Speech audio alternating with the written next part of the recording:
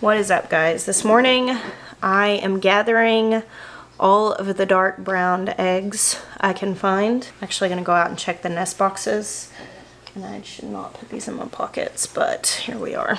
I got my incubator set up out in the milk room, and I am setting some eggs out there, and I'll tell you why these are up for the first hatch. But first, some herbal tea to go with me because it's a little chilly out there. This is blue butterfly tea, which has other things in it like lemongrass and some lavender and rose hips and stuff. But if you've ever grown blue butterfly peas, they are one of the few actual blue flowers that occur in nature. Blue flowers are the rarest color flowers in nature, and they make this really cool blue tea. Isn't that neat? And it's very refreshing. All right, let's go outside. Maya was a step ahead of me on the whole egg thing, and had already added what was the collection for today out of the nest boxes into the last couple days of chocolate eggs. Now, a couple days I don't know if I'm going to be able to set them because they're really dirty, and ideally you really want to hatch cleaner eggs, but they're really, really dark, which are the genetics that I actually want the most. So I don't know, I'm going to get them out there to my incubator and maybe see if I can knock some of the yuckiness off. It rained the last couple of days. It's a little harder to keep your nest boxes clean when it's raining a lot because obviously chickens are coming in with dirty feet, and that's how you end up with dirty eggs. But I think between these two dozens and the few that I just brought in from the egg skelter in the house, I think I've probably got an incubator full here, which is what I wanted. We've been hanging on to just the dark brown Moran's eggs for the last few days to load up a hatch. Before we go up to the barn and load the incubator though, we're gonna have a little quick lesson in egg genetics. Hello, birds. I'm also gonna check just to make sure nobody's laid anything fresh this morning that I can add to my collection.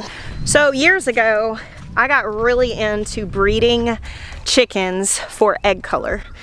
Spent a lot of time getting lines from different places, buying hatching eggs, hatching them out, crossbreeding intentionally, and I had a really, really beautiful, colorful egg basket. Now, the nutrition of your eggs or the flavor, neither are determined by the color of the egg. Hey, pretty girl. This is one of the ladies that laid those dark brown eggs that we're collecting, as well as that girl back there, over there.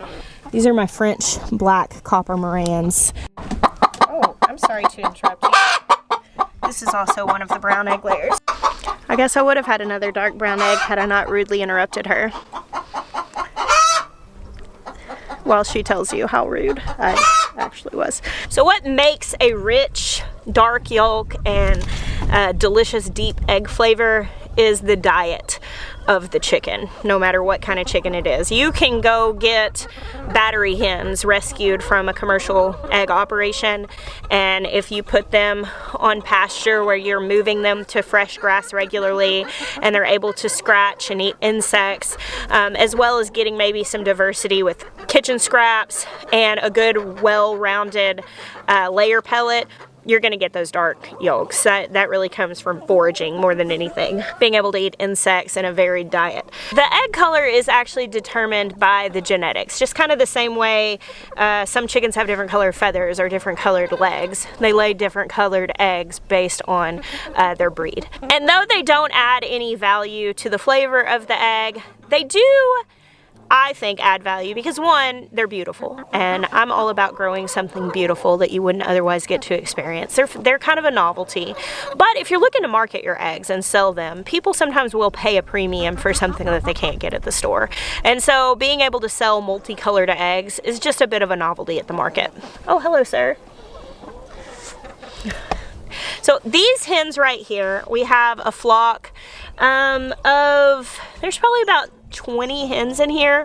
So I'll tell you, I wouldn't be surprised if all of the eggs that I set to hatch are not fertile, because we only have one rooster in here, and one rooster can thoroughly cover about 8 to 10 hens. Hey, I'm not calling into question your manliness. You're doing the best you can. It's okay. He's flaring up a little bit at my camera. I definitely don't like that. I'm gonna stop putting it in his face. This rooster is an Americana. You can see it from his pea comb. He's got greenish legs. And an Americana is a blue egg layer. And a blue egg layer actually lays a thoroughly blue shelled egg, like a true blue egg layer. That's gonna be like your Aracanas, Americanas, crested cream leg bars. And when you crack open a blue egg, the inside of the shell is also blue because the shell color is actually blue. Now, the hens I pointed out to you, the copper Morans or Morans, however you say it, I think I'm probably saying it wrong, they actually lay that dark brown egg, but the shell itself is actually not that dark brown. The shell is like any other light brown egg layer, but the Morans actually coat it with a spray. We joke because sometimes they'll look real splotchy and we're like, oh, someone's running out of toner. There's actually a whole rating system and scale to talk about the depth of color in a Moran's egg that goes from like 0 to 10. And these are really pretty good brown egg layers. These are pretty dark eggs as far as chocolate brown eggs go. These are first generation birds from Murray McMurray Hatchery. But my goal is to get back to the point that I have those really dark olive eggs. And in order to do that, you have to cross a true blue egg layer, which has 2 copies of the blue egg laying gene. So my Americana rooster has 2 copies of the blue egg laying gene. Now, if I cross him to any other bird, his offspring are gonna have 1 copy of the blue egg laying gene. Unless, of course, I cross him to a true blue egg layer, in which case their offspring would have 2. I know that this is kind of a lot. This is the point where when my friend Peter looked at me in 11th grade AP biology and said, you need to pay attention, and I said, Peter, I'm never gonna need to know this. I actually later got to this point and went, okay, I actually am 100% applying that lesson in what I'm currently doing. So what I'm doing is taking my true blue egg layer rooster, who has the genetics for the blue egg, and I'm crossing him to the dark brown egg layer. Since that's the only rooster in there, I know that all of these eggs are from Moran's hens because they're all dark brown, but they are fertilized by a blue egg laying rooster, which means that when these chicks all hatch, when the females grow up to be hens and they lay an egg, they'll have 1 gene from the blue egg layer and they'll have 1 gene from the chocolate egg layer, which means they're gonna lay a colored shell egg, which will end up being kind of green because that's what happens when you cross a blue with a brown, that's gonna have the spray of the brown over it, and you're gonna get a nice olive egg. Now you can take it much further than that, and essentially you go into the next generation and the next, and each time you get less and less colored egg layers because of the way the genetics break down. And I'll get to that later, but this is my first step. This is my first batch of trying to repopulate my flocks with those really unusual dark olive eggers. And is it necessary? No. We actually have a really beautiful egg basket straight from our birds that we got straight from Murray McMurray Hatchery. But it's just kind of fun. I just enjoy it, and I'm really excited to get playing around with chicken genetics again. Oh, hey, Bocephus. What's up, buddy boy? Hey, handsome man. Hey, beautiful boy. You're so big. What a handsome boy. All right, we're gonna go around because Bocephus just scares the crap out of me. I mean, we have a good relationship from this side of the fence, but I'm not going through this gate. We'll go the other gate. I should clarify, Bo's a great bull. He's never shown any signs of aggression whatsoever, but we kind of operate with the rule on our farm that if you're gonna get in with either the bull or the hogs, that you always have somebody else with you. And though Maya's in the barn, I'm not gonna walk through there, especially with my hands full by myself. It's just not wise.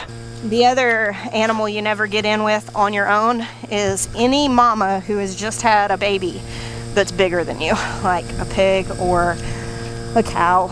You just don't mess with it all by yourself, just because you just don't know what you're dealing with, and it's best to operate with a bit of caution. Hey Freya girl, what's up?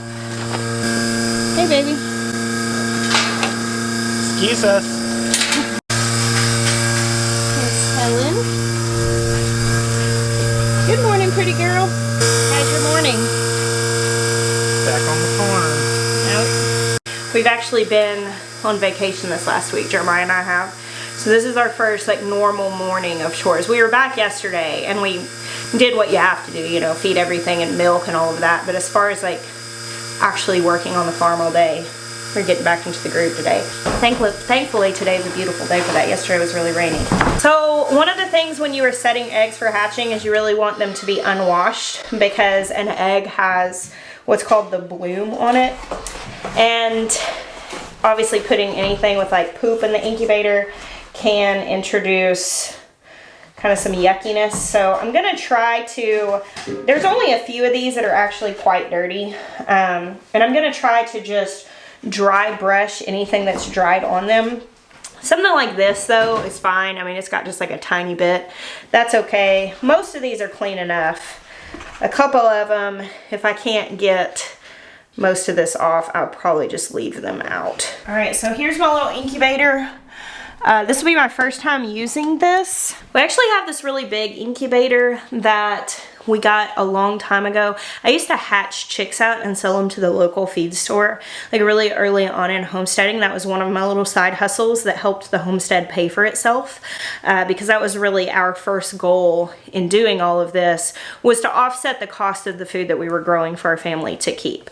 So by selling rainbow eggs, and then beyond that, selling rainbow hatching eggs, that people could buy eggs like this from me, I was able to make more money with what I was selling. Because, you know, you sell a dozen eggs, of course, now. I used to sell a dozen eggs for like $4, I don't know, 6 or 7 years ago. And at the time, that was like top dollar for a dozen eggs.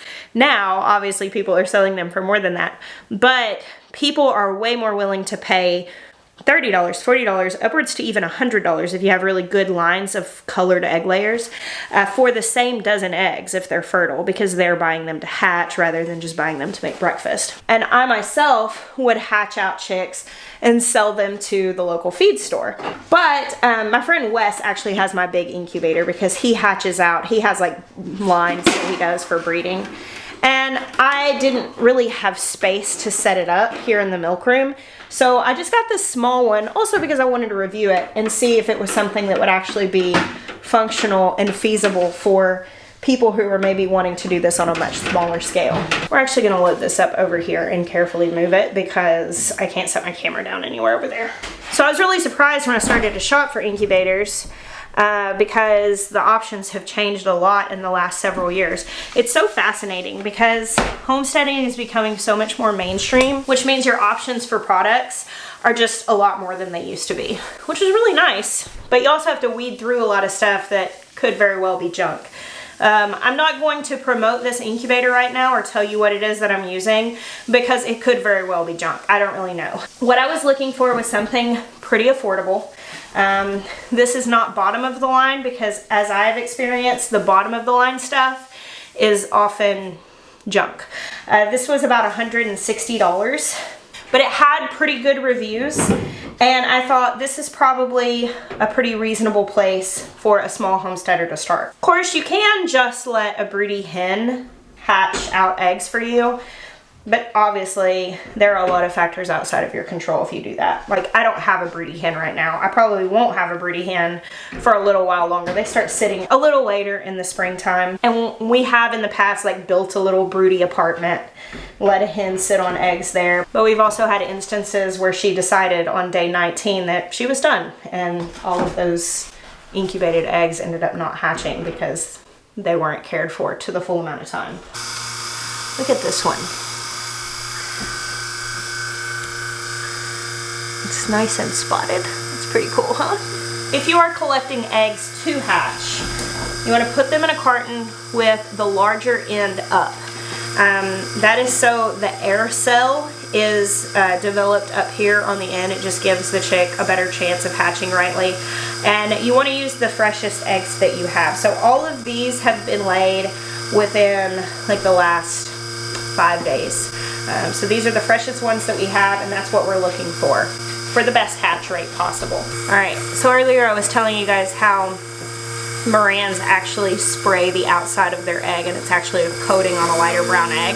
Well, I was just cleaning this one off and actually wiped some of the coating off, so you can see there.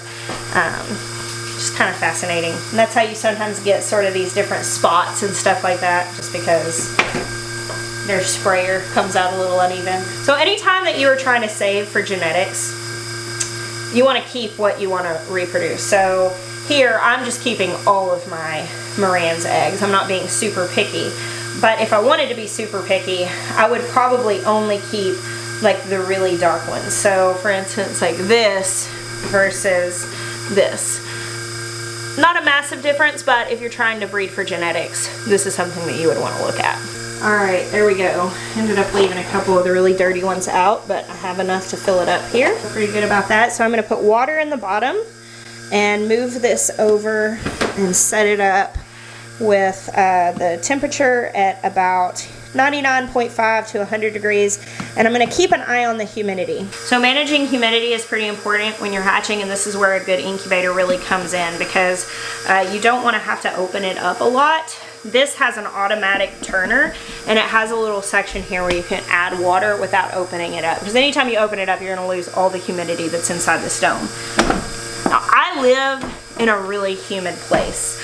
Just naturally right now in this milk room, it's probably like 50 to 60% humidity, which means that I could probably hatch eggs in an incubator without adding any water. That's probably enough humidity that they would do okay. I might need to add some water when it comes time to actually hatch, because a higher humidity helps them get out of the eggshell. But I know a lot of you are not in a place where you have to swim to your car outside in the summer, in which case managing the humidity is probably going to be a little more important for you than it is for me. Which, that kind of stinks for you, but I bet your hair looks better than mine. Such is the blessing and the curse of being a South Carolinian. All right, let's move this over. The right setting. What do you think, Maya? Cool. Cool experiment.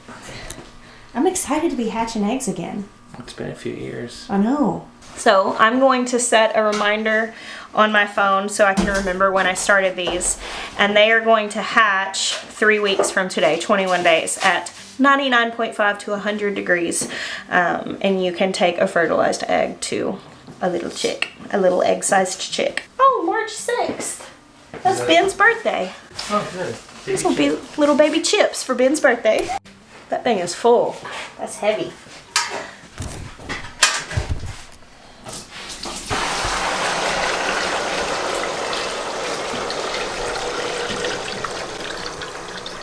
How much is this? Probably 3. 3 gallons.